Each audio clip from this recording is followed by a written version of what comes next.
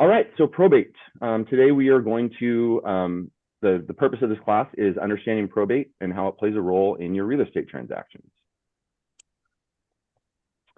We're going to cover a few different topics today and probably some topics within these, but these are kind of the general parameters. So we're going to discuss what is a probate proceeding, what are the different types of probate proceedings, what is a personal representative or administrator and what role do they play in a probate?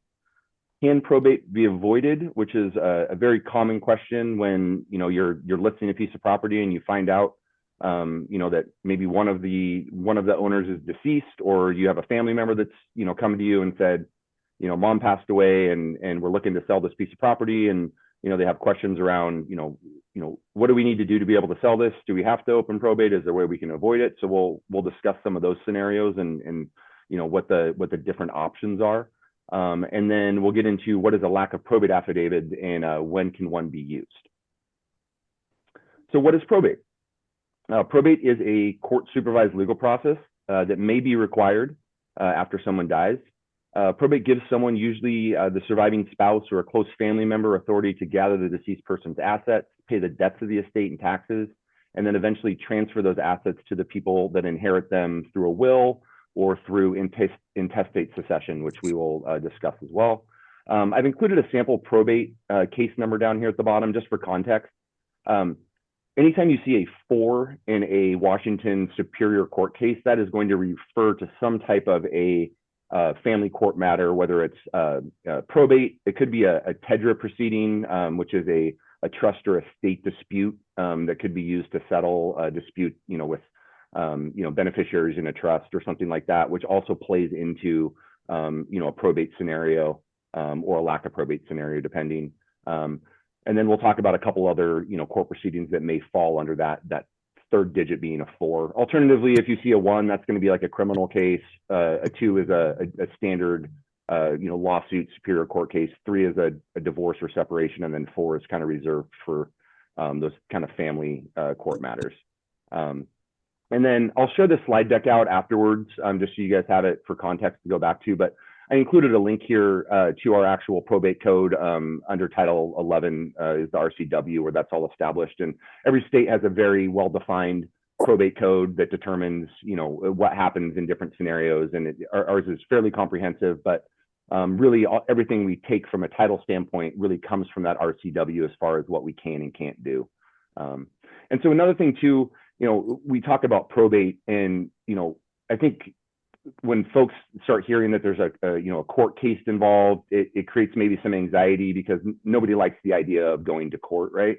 Well, alternatively, when we talk about it from a title standpoint, title companies actually really like when there is an open probate case, because it really takes a lot of the risk in underwriting a particular transaction off of us, because we have court intervention, and so we're able to rely on various court orders from judges. Typically, there's legal counsel involved that's advising, either the heirs of the deceased or the surviving spouse of the deceased.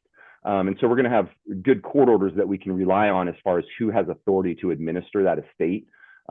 It's when we get into the lack of probate situations that are a little bit stickier from just a insurance risk standpoint. At the end of the day, we are an insurance company, and so a big part of what we do is try to assist in getting a real estate transaction closed while also minimizing the risk of claims, from whoever is potentially purchasing that property out of the estate. So on our side, when we talk about court cases, a probate case is actually one of those ones that, it's a good thing for us to have a lot of the time. All right, so we'll discuss a few common terms that we're going to talk about through this, just so there's context around it. So the word decedent is going to be used pretty commonly as opposed to a descendant. A decedent is the actual deceased individual that their estate is being probated. Various court orders, one of them being an order admitting will and granting letters or letters of administration or letters testamentary, depending on how the decedent passed away, if they passed away with a valid will or not. So essentially, it's the court order accepting the will for probate and granting letters testamentary, and typically non-intervention powers to that executor, administrator, or personal representative. Personal representative, or PR as it's commonly referred to, that's the court appointed individual that's responsible for administering the estate of the decedent. letters testamentary or letters of administration. It's a document that is issued by the court that evidences the authority of that personal representative or administrator. Non-intervention powers, which we'll discuss. It's the authority of a personal representative to make decisions and take actions on behalf of the state without any intervention from the court. We'll discuss what a bond is, which a probate bond is typically, it's a type of court bond that's issued on the performance of the executor or personal administrator. It essentially acts as a guarantee that that executor of the estate will act accordingly to state laws and administer the estate properly. So we'll talk about different scenarios where a bond may be required versus when it's not going to be required. And then intestate succession is something that we'll get into. And this is really something that comes into play when someone dies intestate, meaning passes away without a will. And it's the order in which heirs at law inherit a piece of property. And then heirs at law. So each state has a different delineation of who gets what when someone passes away, depending on if they, not depending on, if they pass away without a valid will in place. So, you know, there's an order that it goes in, and if I pass away and I have a spouse that survives me, then they are the one that get first right to that piece of property if there's not a will. If there's not a surviving spouse, then it's the children. If you know there's no surviving issue or children, but issue is how the court commonly refers to those children. They would be the next in line. If the children are deceased, then it's the grandchildren, so the children of the children. It goes down that line. If there are no children, no surviving issue of the issue, then we go on to parents, and then siblings, grandparents. So there's always someone in the line of intestate succession that is inheriting the assets. It's just it gets broader and broader the further down that line we get. If we think about, you know, getting into, you know, children, you could have 5 children. If, you know, your children are deceased, then they have children, you know, one of them maybe has 4 or 5, and then all of a sudden you have 15 heirs versus maybe 1 or 2 heirs. And so we'll talk about those scenarios and how it plays into lack of probate and when we're deciding if the title company is going to require a probate case, or if we're comfortable accepting a lack of probate affidavit. And then what an ancillary probate proceeding is. And this is something that's not incredibly common, but typically the times when you'll see this is that property is very specific to the state that the property's in. So if I own multiple assets and say I reside in New York City and most of my assets are in New York, but maybe I have a home out in Washington and maybe a home in California. Well, if probate is opened probate's typically opened where the decedent resided and majority of their assets are located. However, a court order out of a New York Superior Court, we are not willing to accept a court order out of another state court because those judges would not have jurisdiction over property in Washington state. So what we would require is what's called an ancillary proceeding, where you open up, it's somewhat of a short form probate. You don't have to go through all the same, you know, jump through all the same hoops and whatnot. Typically a Washington judge is willing to accept you know, the rulings that another superior court judge has made. So you open up an ancillary proceeding where then they essentially confirm the authority of that personal representative, file new letters testamentary in that local court case, and then we allow that personal representative that's also handling the assets in other states to then administer the estate in Washington. So not incredibly common, but it does come into play, especially when you're dealing with, you know, a deceased party that has a substantial amount of assets. All right, so what are the different types of probate proceedings? So really there are 2 different forms. You have testate, which means someone passed away with a valid will in place. Alternatively, you have intestate, which is the adverse to that, where somebody has passed away. Either they didn't have a valid will in place, or the family is not able to find a copy of the will. And so you were still able to probate an estate, even if there is not a will that can be submitted to the court. But those proceedings look a little bit different, and there's typically a little bit more court intervention. So those are typically the 2 terminologies that you'll see. And then with or without court intervention. So there's certain circumstances, and that's typical, where the court will grant a personal representative what's called non-intervention powers to administer an estate and distribute the assets out of the estate without requiring court orders.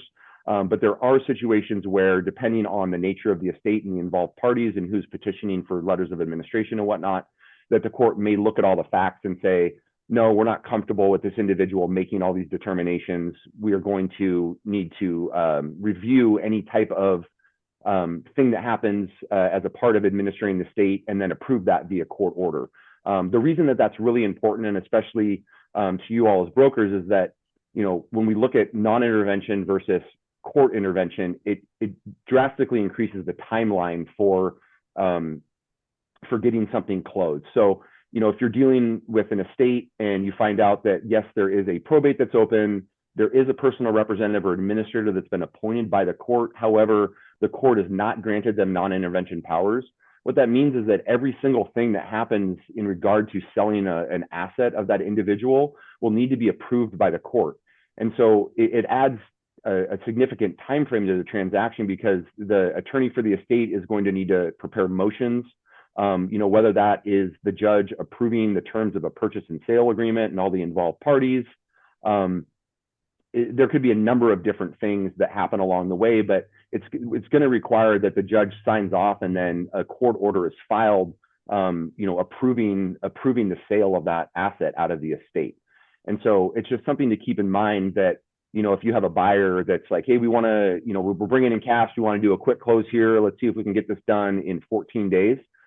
You know, if you're dealing with a personal representative that has non-intervention powers, that's absolutely possible to do, because there's nothing further that we need intervention from the court on, right? So they're able to sign all the documentation related to the sale of the transaction, purchase and sale agreement, listing agreement, you know, sign the deed on behalf of the estate as personal representative, all that good stuff.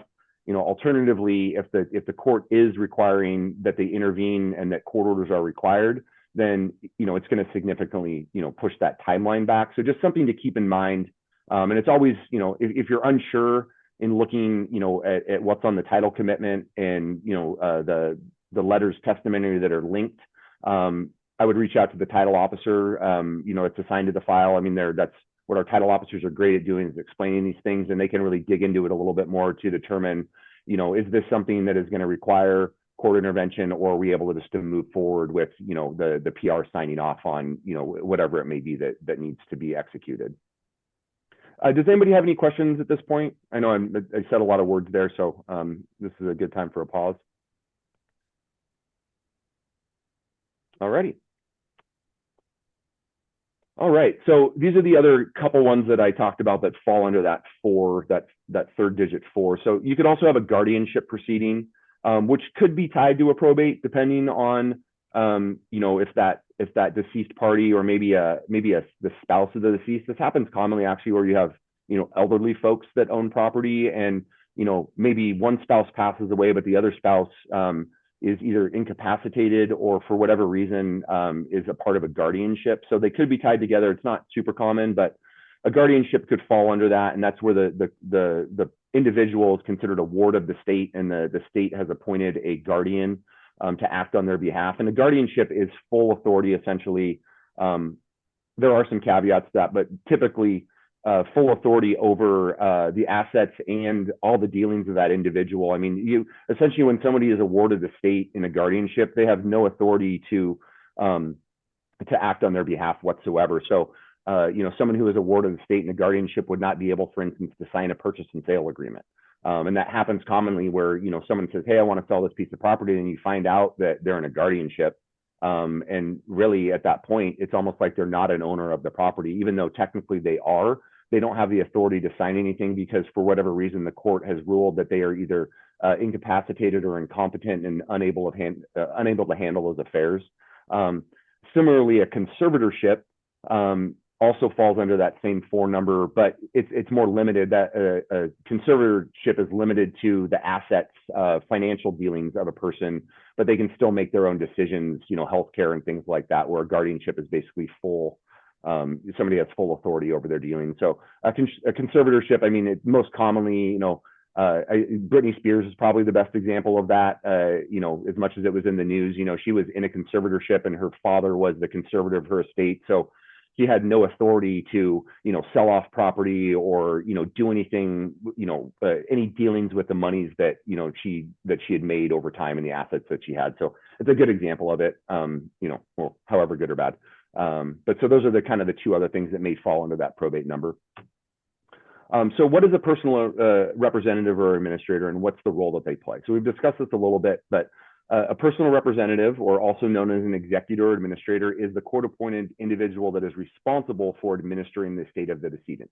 So these terms, personal representative, executor, administrator, they really are one and the same. They all refer to the same person that has authority that is granted by the court to act on behalf of the estate.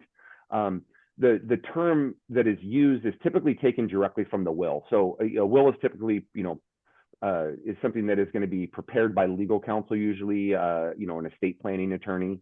We do see, handwritten wills, and, there's nothing that precludes someone from making their own will as long as it's witnessed correctly. And, there's enough people that say, yeah, we saw them sign that. You could submit a will that is done on your own, but more traditionally, we're going to see, a will, a trust, all that stuff kind of prepared at the same time by the same legal counsel or, estate attorney, estate planning attorney. But they take the terminology from the will typically directly and carry that over to the letters testamentary. So oftentimes we'll see someone named as the executor or named as the personal representative. It all refers to the same thing.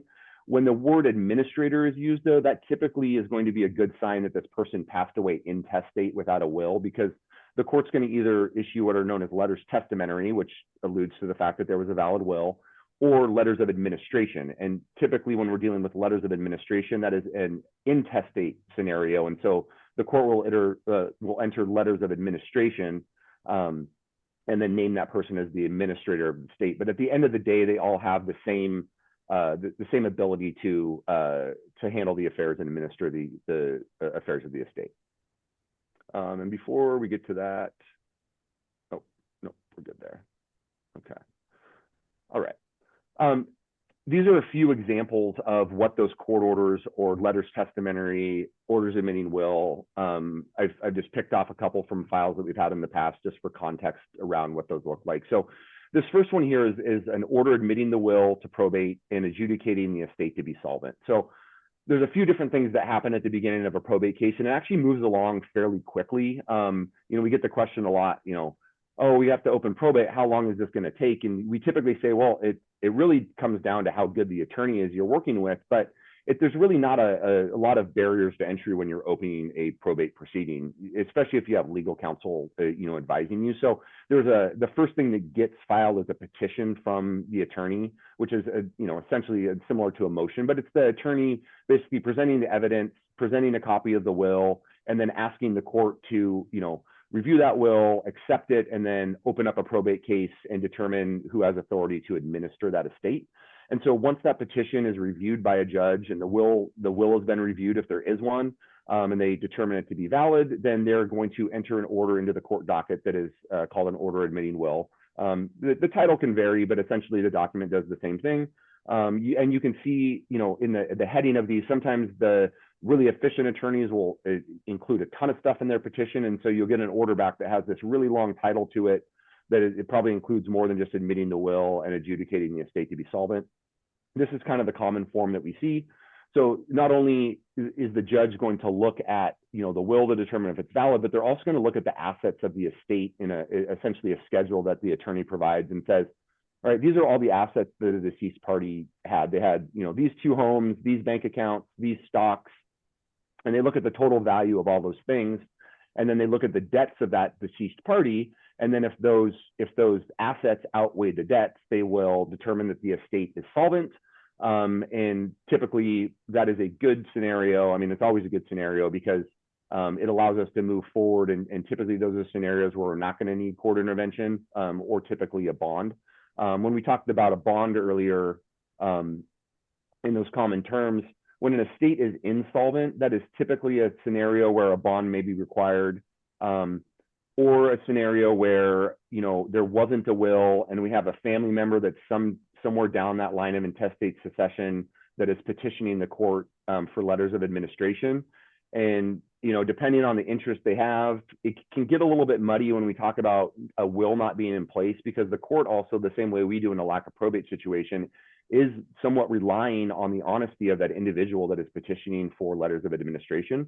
And so depending on the assets and debts of the estate, the court will will either say a bond is required or not required, and then they'll determine the value of that bond. And usually the value of that bond, one thing that can really play into that is what the debts are, right? If it's in an insolvent estate and the debts far outweigh what the assets are, the amount of that bond is going to increase. And really what the purpose of that bond is that, you know, the personal representative and their counsel will go to a surety company, a bond surety company, and they will put forth whatever that bond company requires. It's typically, you know, 1.5 times the amount of the bond. And so it's held, this bond is established and recorded. And then if something happens along the way where an heir, maybe they didn't know about, or they sent out notice out of the probate that, you know, there is an open probate for all the heirs to come forward.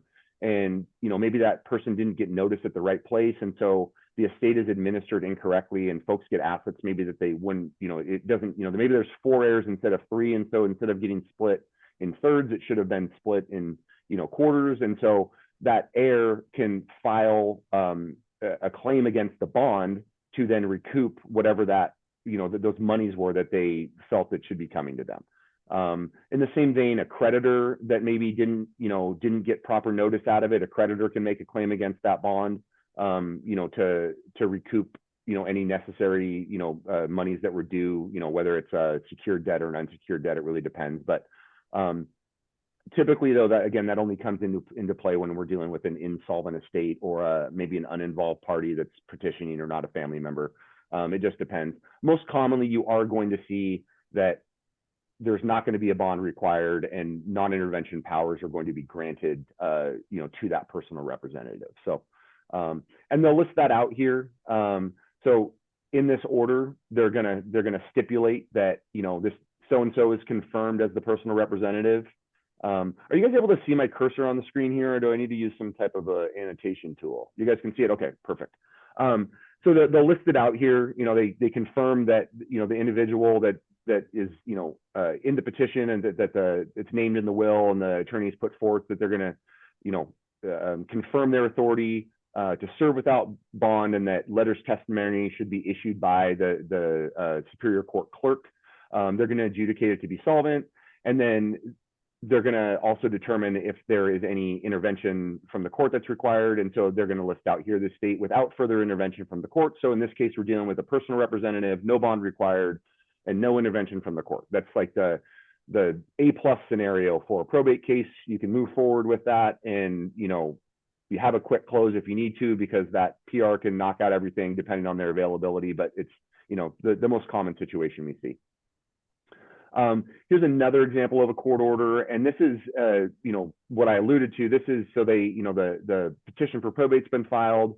The judge has said, yes, we can open probate on this, but, you know, the estate is solvent, but they're issuing bond. There's an, you know, they're ordering the bond in this scenario for whatever reasons, and they're issuing letters of administration. Most likely in this case, since we're talking about letters of administration without viewing this full court order, there was probably not a will. This person died intestate. Therefore, the judge is going to look at, you know, all the things that are going on and go, well, you know, the estate is solvent. However, we don't have a valid will in place, so we're going to require a bond just in case, you know, there are heirs that maybe don't get notice, or a creditor that doesn't get notice, so that they have some way to recoup any monies that weren't paid correctly out of the estate. And so this really protects heirs and creditors, but it also protects the individual that is administering the estate, and keeps them from getting sued, you know, outside of court for, you know, things that they may have done unknowingly, right? When we talk about doing things knowingly, that's a little bit different. There could be some other suits that follow out of that, and that's maybe where one of those TEDRA cases could come into play when we talk about a trust or estate dispute. So it really just depends on all the, you know, all the different pieces, all the different moving pieces of the estate. And then at the end of the day, this is not at the end of the day, but once that order, you know, opening the probate is filed, then the next thing that follows is going to be the letters testamentary. And this is a document that is not actually provided to the court to be filed. This is prepared by the court based off that court order. It's prepared by the court clerk and then provided to the personal representative and the attorney that is representing them. This is typically something that WFG is able to pull from the court docket. We have access through third-party court systems where we can go in and pull various court dockets and you know, review the filings, pull the filings electronically, which is great for us to have. The one caveat to this is that in Pierce County, and this started a few years ago, Pierce County is no longer filing the letters testamentary within the court docket. And the reason I bring this up is because, you know, if you are listing a property on behalf of an estate and you're working with a personal representative to get a property sold, we are going to be requesting a copy of the letters testamentary, either from that personal representative or the attorney for the estate.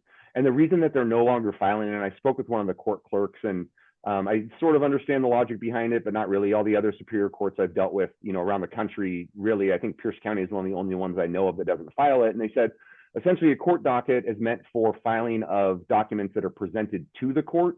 So motions, petitions, things like that. Orders are filed as a response to those motions. However, letters testamentary is a document that is provided and prepared by the court clerk, so it's not actually meant to be filed in the docket, even though it's probably one of the more important documents within a court proceeding. So for whatever reason, that's the case. So you'll see a little subparagraph to our probate exception on our title commitment that just is saying, please provide a copy of the letters testamentary or letters of administration for this probate case. So and usually they provide multiple copies of it. And, you know, this is not something where we're asking for, you know, maybe a will or a death certificate for someone who maybe died 10 years ago. This is going to be a recent document that was provided. So it's usually pretty easy for the individual to come up with because it was provided to them, you know, in the you know, prior weeks or months, right? So it's not something that's maybe filed away in a drawer somewhere or a filing cabinet they have to dig out. So, but just something to keep in mind. Similarly, in Thurston County, we will also be requesting a copy of it if we have folks, you know, in this class that deal with property in Thurston County. Thurston County is one of those counties that, you know, they're great to work with in some facets, but they're a little bit behind from a technological standpoint. And so we do not have any access to pull electronic court records from Thurston County. They're not tied into that electronic court system the way some of the other courts are. So just something to keep in mind. All right, so that's kind of probate in a nutshell. There are, you know, different things that can happen that I probably didn't touch on because, again, every estate is, you know, not the same. And so depending on what's going on, but those really are the different types of scenarios that you can see come up when we have a valid probate open. Again, it's a good thing the way we view it from a title and escrow standpoint. We can rely on court order. And it's usually relatively easy for us to get a file closed when we're dealing with a personal representative and competent legal counsel, which majority of the time we are. So it's, you know, it's viewed as somewhat of a good thing. Alternatively, a lack of probate. So our state has a specific statute under that probate code that allows for someone to sell an asset out of an estate without actually opening a formal probate proceeding. So when we think about probate and hiring an attorney, there's always the thought of cost that's associated with it, right? So depending on the assets that an individual had, you know, the money that they left, whether that's some or none, really the capabilities of the heirs, right? If, you know, if they financially are in dire and, you know, opening a probate proceeding is something that's going to, you know, cause a hardship, there are certain circumstances where probate can be avoided. So our state statute allows for what's called a lack of probate affidavit. And we're going to look at a few different forms of this because there's a state form of it and there's also a title company form of it that each, you know, title underwriter is going to have. And we'll get into why there's a state form versus a WFG form, because it does answer or ask some questions that the state form doesn't. And so probate is not always required and can be avoided in certain situations. And so depending on the nature of the state, it may be possible to transfer property using a lack of probate affidavit. It is most commonly used when we're dealing with community property where we have, you know, a property that was held, husband and wife, a marital community, and one of them has passed away. Commonly, we are willing to accept a lack of probate affidavit in that situation because we are a community property state and the assets of that deceased spouse automatically transfer over to the surviving spouse. And so there's not really a lot of gray areas to who is inheriting the property. Also in situations where a property is held in joint tenancy with right of survivorship, in those situations similar to community property, the whole intent of holding property as joint tenants with right of survivorship is that when one of those joint tenants passes away, their assets are then transferred over to that surviving owner of the property. And so in those situations, I mean, the law says that it automatically, those assets automatically transfer over. Yes, they do, but there are still steps that need to be taken so that there is what we call constructive notice in the county. So there are different things that need to get recorded to evidence that that person is now deceased, even though really at the time the person passes away, that asset does become an asset of the surviving spouse or surviving joint tenant. So we're typically really comfortable accepting a lack of probate in those situations. Other situations that are pretty common is when a property is, this is just lack of probate in general, not when we're accepting a lack of probate affidavit. When property is held in a trust, it's really one of the main purposes of a trust as an estate planning tool is that, if you have a valid trust in place that a property has been added as an asset to that trust, it can transfer outside of probate based on the terms of that trust, right? So whoever the beneficiaries are that are listed in that trust, depending on how many assets and the attorney themselves, a trust can be very simple. They can be very, very granular, but at the end of the day, that trust is going to dictate what happens with that asset. So that can transfer outside of probate. It's also a good tax shelter, so a lot of people go that route when we talk about estate planning, or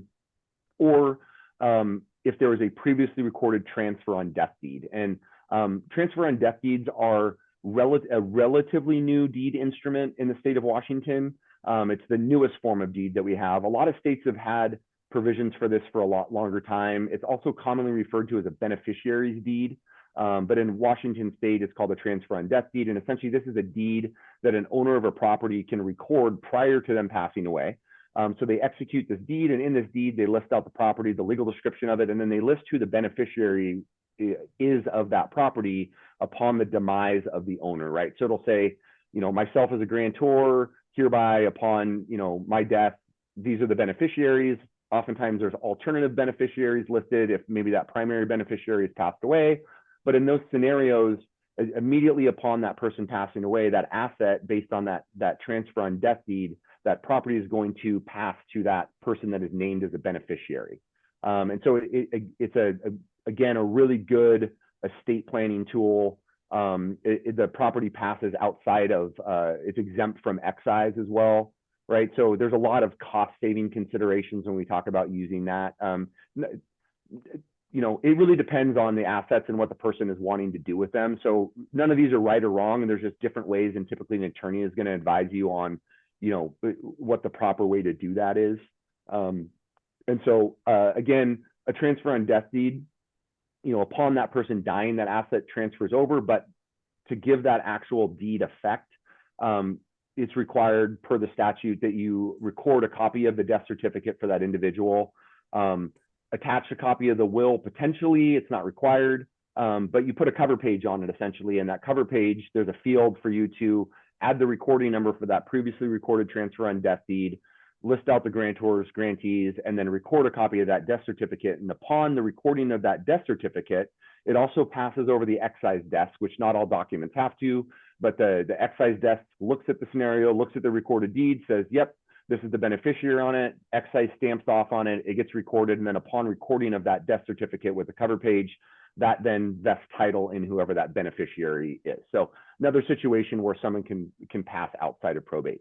For the purposes of this, we're going to talk about lack of probate affidavits, though, and when we're dealing with situations where there's not a trust in place, maybe not a will in place, and no previously recorded transfer on death deed, right? So one caveat, too, that we're going to talk about to this, I'll wait to get to that slide, but we do have different laws in our state that have changed over time. In our probate code, there was a major change to our probate code in November of 1972.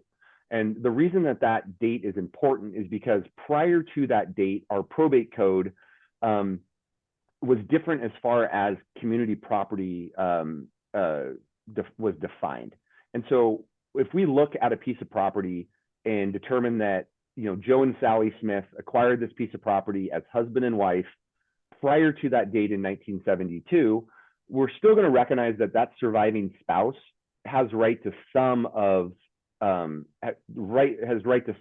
assets of the deceased, but not all of them. And the reason being is that the probate code at that point, unless there was a community property agreement that was recorded that specifically stated that the intent is for all of my assets to be the community property of my spouse, that that half of the property, when we think about it, right? So we have a marital community that's in title, it's an undivided interest, but then when that person passes away, they have a half interest. And we're trying to figure out what happens with that half interest. Well, if it's acquired prior to 1972, that half interest of the deceased party, half of that interest goes to the surviving spouse, and the other half goes to their children if they had an issue.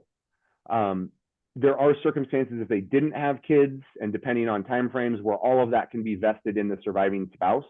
But if there wasn't a community property agreement in place, then there is a potential that we are not only going to require a signature from the surviving spouse, but we most likely will be requiring signatures from any of the surviving kids that are also heirs to that quarter interest, essentially.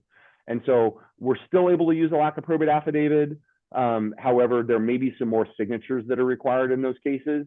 And so, or there's a chance that we may be asking, hey, did you guys find a community property agreement somewhere in your, somewhere in your files, right? When we talk about property that's owned back prior to 72, right, we're not talking about electronic records. So these are probably in a, somewhere in a banker's box in a bedroom or in a filing cabinet or, something wherever mom and dad kept their stuff. And so it might require digging through some stuff. It's amazing the situations we've come across where, all of a sudden there is a will. We found that along with the community property agreement because they had everything kept in one place, but they never told the kids about it.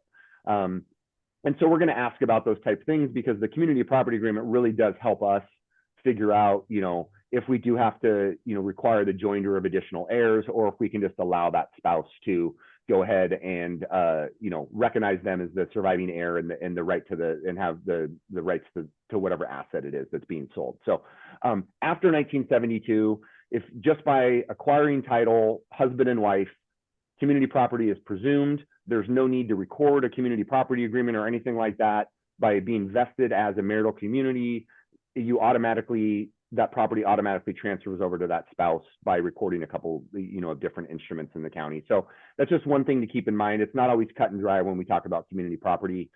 Joint tenancy with right of survivorship too. There could be some situations where, they prepared the deed on their own and they said, it's joint, tenants in common with right of survivorship, or, joint tenants, but they use some other language in there. And we tend to not try to make a determination on that unless it's really cut and dry. If we're preparing a deed and, say one of our escrow closers is preparing a deed for a new transaction and the folks who want to acquire as joint tenants with right of survivorship, we're very particular as far as that survivorship language appearing in the grantee clause, along with adding acknowledgments to that deed from the buyers that they understand how they are taking title. It's an additional attestation that they understand that that asset is going to pass to someone else. And so there may be situations where we go, you know what, the language in this is not actually correct per the statute, so we're not going to recognize this as a right of survivorship, and we're going to view it as tenancy in common and still maybe require a probate or a lack of probate affidavit. It really just all depends. Community property is a lot easier for us to deal with. So that's just some of the nuance when we talk about, community property and how those transfers can happen depending on the time frame of when a property was acquired.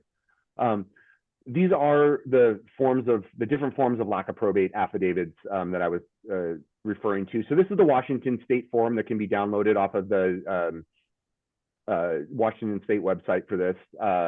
And so it's a fairly short form, and this is really commonly used when somebody is not trying to sell a piece of property out of the estate, but they are purely wanting to inherit that asset and keep that asset as an asset of theirs, right? So maybe, dad passed away 10 years ago, mom passed away, you love the family home and you're the only heir. And so you want to keep that house and you want to move into that house, right? Or you want to rent that house, but you don't want to sell the asset, right? And so that's when this state form really comes into play. And an individual, typically with advice from legal counsel, but you can do this on your own, this document gets filled out and then this gets recorded in the county that the property is in. If there is a will, you attach a copy of it. It asks the questions down here. It says the decedent left no will, or the decedent left the will, which has not been probated or revoked. And then you list out the heirs at law. There's other pages to this that kind of follow suit over here where you list out who those folks are. But by recording this document along with a copy of the death certificate and the will, that essentially vests the property in whoever that individual is that is named as an heir in the will, or the surviving spouse, or whoever it may be. And so this really gives effect to you know, a community property situation or a joint tenancy type situation by recording this. Alternatively, when we are dealing with a situation where somebody is going to be selling a piece of property and not wanting to keep that asset and own that asset, this is when usually our form of lack of probate affidavit comes in, because we're not going to require this to be recorded. This is something that we are taking in for our records to figure out the risk behind, you know, determining who the heirs are and who can and can't sell the property and sign on behalf of it. So we have one for community property and then one for separate property. So in a community property situation, again, it's pretty straightforward. We ask the questions, you know, was there a community property agreement? Was there a will executed? Doesn't necessarily need to be a will when we're talking about community property. It's fairly cut and dry for us. And then we ask questions about, are there any creditors? And really what we're talking about here is stuff that's associated with the death of the person. We're not talking about credit cards and things like that. It's costs associated with the death of the individual. Funeral costs, burial costs, costs associated with that illness, right? If there was hospice care, and potentially that they had to draw from Medicaid because they were financially not in a position to pay for some type of a long-term care, nursing. You know, it's, you know, really common if somebody had a stroke and some type of full-time care is required. So if, you know, someone is on Medicare versus Medicaid, Medicaid is something that is recoverable by the Department of Social and Health Services in the state of Washington. And so if there was, you know, money put forth by DSHS, we ask this question because DSHS has a lienable interest in any asset that they have. So if, you know, say that there was $150,000 spent on long-term care for this, DSHS will file a lien against the assets of that individual that need to be settled, you know, when property is sold out of it. So we ask the question for that purpose to determine, you know, if there were any of those things. In the same vein too, we ask questions about the values of the estate, separate property versus community property. We want to get a total idea of what the total value of the estate is, because we have a threshold in Washington state. We are an estate tax state. And so if it's somewhere later in my slides, but I believe it's $2.193 million is what the threshold currently is and has been since, I believe 2017 or 2018. They haven't raised it. They raise it periodically. But if that estate, the total value of the assets of that deceased party are greater than that $2.193 million, then it is subject to estate tax. And so the Department of Revenue also will have a lienable interest in a piece of property if there are estate taxes due. But a lot of the times they don't have time to review all of this and then record those liens prior to us being asked to insure a sale of a piece of property. So we need to get comfortable with those dollar amounts, and if there are going to be any DSHS liens that could potentially arise or tax liens that can arise, so that we can ensure clear title into a new owner of a piece of property. And so those are why those questions are asked both on the community property version and the separate property version. The separate property version is a little bit more comprehensive because we are going to be asking about who all the heirs at law are of that deceased individual, right? So with community property, it's really cut and dry. We know there's only the one heir. When we talk about separate property, you know, maybe someone dies intestate, they were not married, or they did not, there was not a deed where they acquired title as community property, or maybe they acquired a piece of property before they got married. This happens a lot too, where someone has an asset, they get married, they never really get legal advice on what they should do with their properties during the time they are married. And so they never recorded quitclaim deed to then move that over to husband and wife as community property. So that's still going to be considered a separate asset of the deceased party. The surviving spouse does have some right to it, but not the full right that you would if it was held purely as community property. And so we're going to be dealing with what we call a separate property situation. You know, the party we're dealing with is going to attest to very similar things. This, for us, from an underwriting standpoint, is more difficult to, you know, we will not always accept a lack of probate affidavit. This is very much a discretionary situation when we talk about a title insurance company, right? So if we are dealing with, you know, a grandkid that comes forward and says, I am the only surviving heir of this person, I want to sell this piece of property, I've been paying the taxes on it, and grandma didn't have a will, right? Well, we're accepting the word of that person that there was no will out there, that there are no other surviving family members. And depending on what we can find, you know, online, I mean, the nice thing is that we have a lot more resources available to us now, just via the wonderful World Wide Web. Obituaries are commonly, there's some type of an online reference to an obituary for a person. It's very rare that somebody is going to omit a family member in an obituary because they know other family members are going to be looking at that obituary, right? So there are times when we have got lack of probate affidavits in separate property situations. We're going to go out and see what we can find to compare that information to what's out there to see if that information is true. And believe it or not, we've had a number of situations where we look at this and then we find an obituary that's out there that lists a brother that is estranged or something, right? Just because someone is, in the wind, the black sheep of the family, so to speak, it doesn't preclude them from being an heir of the deceased party, right? And so those people have the same right to the estate that the involved, children or grandchildren have. And so we're going to compare those things. If there are discrepancies in it, we're going to ask some questions about it, but there's a little bit of truth that we're relying on there. And in those circumstances, we're going to say, I'm sorry, we're going to require a probate in this case because we need a judge to rule on the validity of this, right? There's other things we use. I commonly use ancestry.com. Like I have a personal ancestry account that I use for my family tree and that all my family members are a part of, but you can search for people all over the world with it. And so there's, it's amazing how comprehensive it is, but you can look at census records, you can look at who lived where, what year, who their kids were per that census in whatever year it was. You can find grave markers, oftentimes copies of death certificates, obituaries.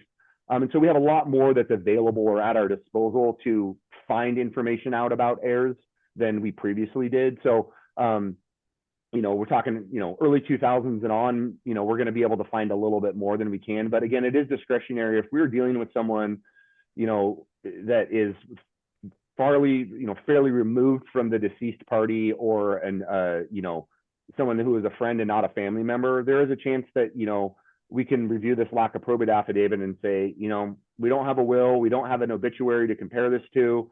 At this point, we're just relying on the word of the individual. And so we may require a probate in that situation because ultimately, if we accept that lack of probate affidavit and then allow that person to sign on the behalf of the estate for the deceased party, and it turns out that there were two other heirs that they didn't tell us about, well, that's going to be a complete failure of title. And we're going to need to then defend our owner based on the language in our owner's policy and our duty to defend under that policy, to either help them keep the property and then pay the heirs what they, potentially would have had coming, or potentially maybe have to reverse the sale of that property. So, there are situations again where it's very easy for us to accept this, but I just, it's important to understand that it is not we can always use this.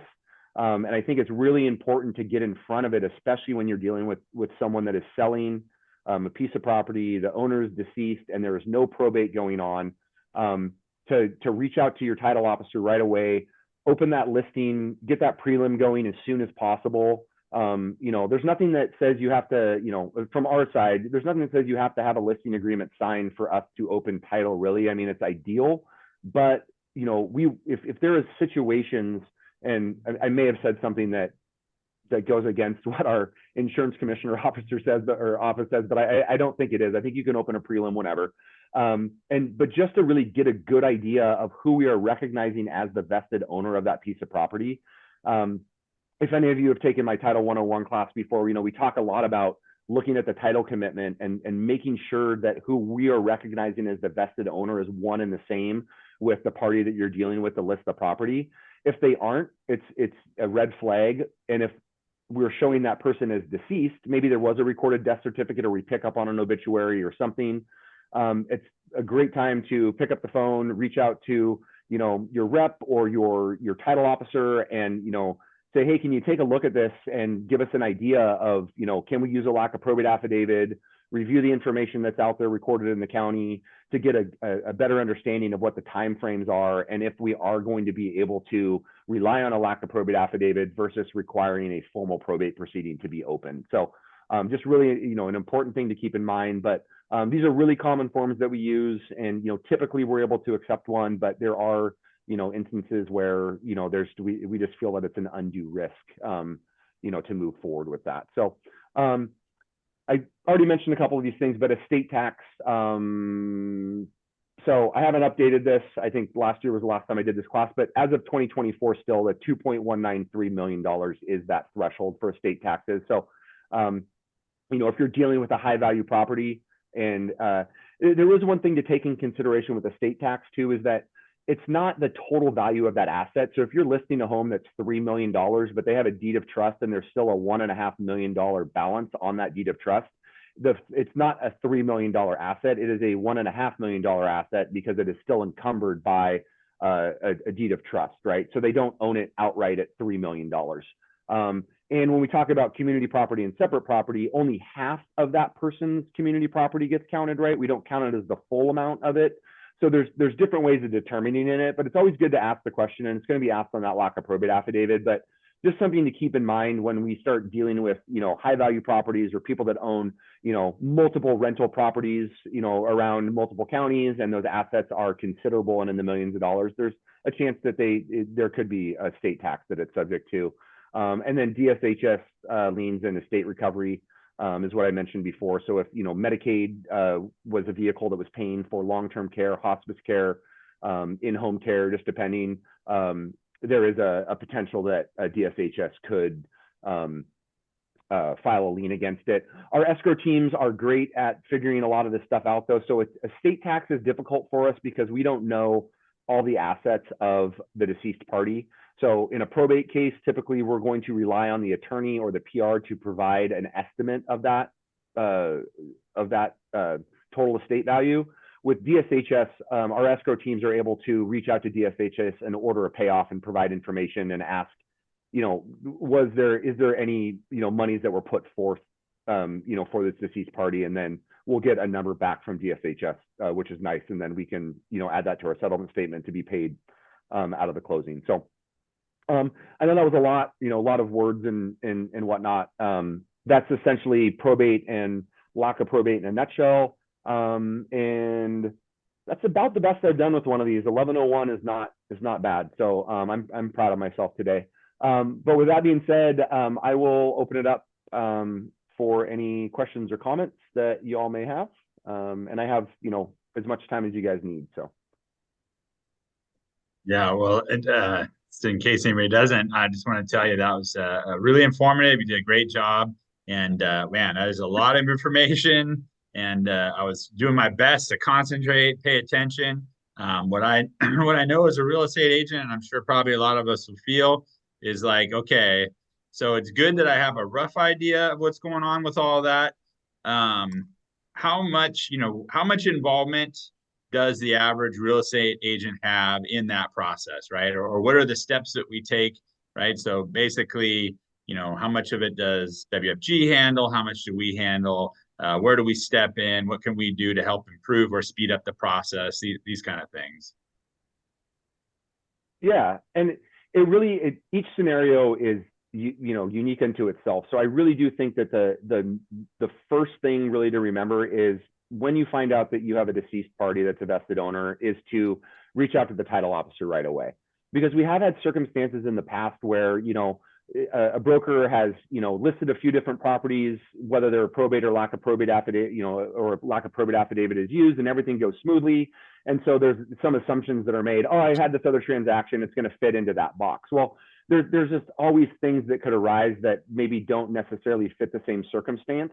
And so we've had situations in the past where some assumptions were made, and then someone is moving forward with the idea that a personal representative can do everything, and they didn't realize that court intervention was required, or maybe there's some other thing that's out there that we're not comfortable with, a lack of probate affidavit. So really, as a first step, I think that is the best way to go about it. And then just to ask the title officer about timeframes, as far as based on circumstance, how quickly or what additional things may be needed. But really, we are very much willing to point folks in the right direction. But we constantly ride this line of I'm not an attorney, I'm not legally able to give people legal advice, right? Oftentimes when dealing with these, we are definitely experts in it, and we understand how the law works around it. And so we kind of try to ride this line of being able to point folks in the right direction without giving them anything that could be construed as legal advice, right? So when those situations happen, it's not that we're not wanting to be helpful. It's that, we don't want to put ourselves in a position where potentially we could be sued over something because someone takes our word for it and then there's some other implication that we don't realize. So, the title officer or myself, the escrow closer, depending on, where we're at in the transaction, is definitely going to be able to give good direction on who needs to be contacted.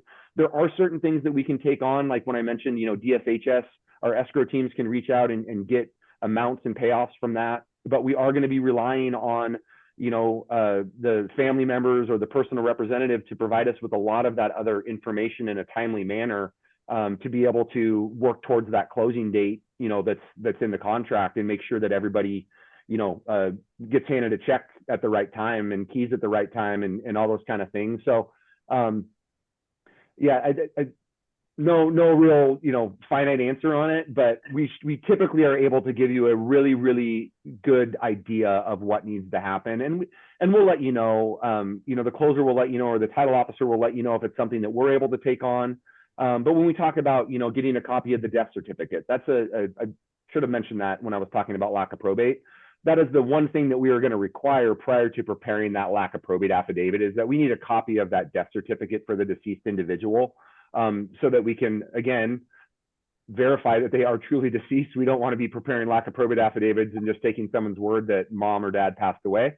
And then once we have that, because that lack of probate affidavit takes specific information from the death certificate that we then add to the form and then prepare it, to be executed. One other thing to mention around that too is that that does not need to be notarized at the beginning of a transaction. We are willing to have that document, filled out by the family member. Can be docu-signed, which is nice, but then once we have the completed form back, we'll include it in the signing package, to be executed along with the deed, just to eliminate that extra step of, requiring an additional notary and that kind of thing. So, Ariane, I saw you raising your hand. We have Ariane Berg on the call. Some of you may know her and have worked with her on files before, but she's our Everett office manager and also a fantastic LPO and escrow officer. So what's up? I just wanted to say, and it does have to be a certified copy of the death certificate, and that if it's been a long time and people don't have it, when you list the property, you can get it through the Department of Health. And yep. Yeah, and I don't know what their time frame is, but that is something to make sure you have at the beginning. Yeah, I mean, we will accept sometimes a non-certified copy just as evidence that that person is deceased to kind of get the ball rolling, but eventually we are typically going to need a certified copy of it. We try to be reasonable, and depending on who we are dealing with and what evidence is out there, if we're not going to be recording that death certificate, there are some circumstances where we may be willing to accept a good copy of, especially when we're talking about death certificates from, back in the 70s and before that. If we can verify that against a will and death records online and, find a grave markers and things like that. But if we're going to be recording a death certificate for whatever reason, whether that's to perfect the transfer on death deed or to transfer a property via lack of probate, it is a requirement of the county that be a certified copy that gets submitted for recordation in those circumstances. So thank you for bringing that up, Ariane. I have a question. Yeah, hi, Michelle. Hi, actually I have a couple questions. So is it fair to say that because of community properties state that we're in, if it's the survivor is a spouse and they've been married for a long time, and everything's going to them per will or not per will, that lack of affidavit is likely based on the amount of assets there are, but if it goes over a certain amount of assets, then that's not doable. Is that right? No, not necessarily. Really what you're describing would be a short sale, really, in a way. Like if you have a deceased individual and you have a surviving spouse and they're going to try to sell that piece of property, in those, we're not talking about the full estate. We want to know about the full estate for estate tax purposes, but when we're just dealing with one piece of property and selling that piece of property, as long as that piece of property the amount of debt on that, deeds of trust, liens, judgments, things of that nature don't outweigh what the value of the property is and the proceeds that are available to, pay off those debts, then we don't get overly concerned about the insolvent versus solvent. That's more of when you're talking about the whole of an estate and there's a court involved in it. If we're in a situation where the debts outweigh what the proceeds are going to be, and we're dealing with lenders and things like that, then we are talking more of a short sale because there is not enough proceeds to satisfy the obligations that are secured on that piece of property. Okay. I don't think it's entirely what I'm thinking. I'm thinking, so, I mean, I understand what short sales are, and that makes complete sense. But let's say there's plenty of money. They're going to sell their house. They pay off their mortgage. There's money left over. But they also have another property together with their spouse. So I'm talking about a particular listing that I'm about to take. So they have a condo in Everett as well as their main home in Kingston. And so she's inherited, everything because she's the wife. And then there's some stocks and bonds, a retirement plan and what have you. And I've gone over most of that with her to try to figure out, does it exceed? I thought there was a $1 million, or maybe I'm just completely off base here. I thought there was, if it's under $1 million in terms of all assets, that you could then easily go lack of probate.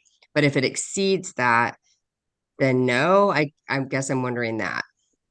Yeah, it's not necessarily something that we get involved with from a title standpoint, because we are looking at it from a real property standpoint. We're looking at just that one asset, that one piece of property that we are being asked to insure, and what are the obligations, that are recorded against that.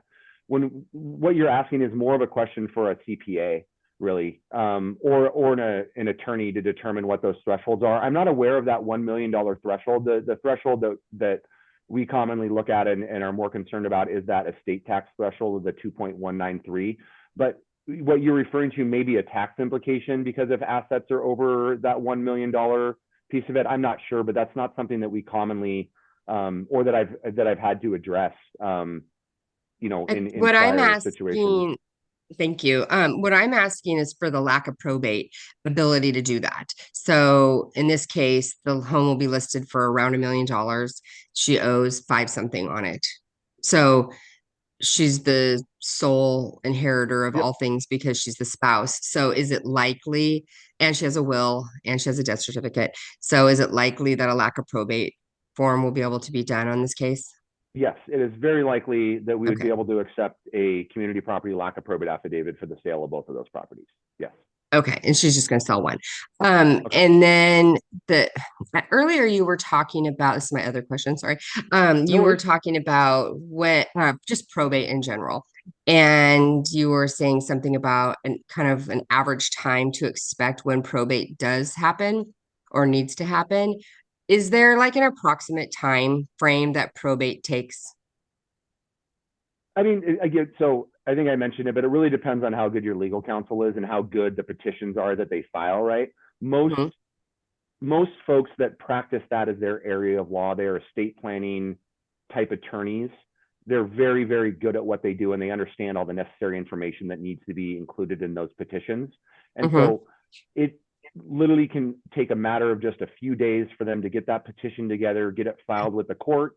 And especially in a situation where we have a valid will that's in place, we're dealing with a close family member, it doesn't really take much for the judge to rule on the information that is in that petition and grant, an order administering probate. So a week is probably a good time frame to say, yes, this can get done.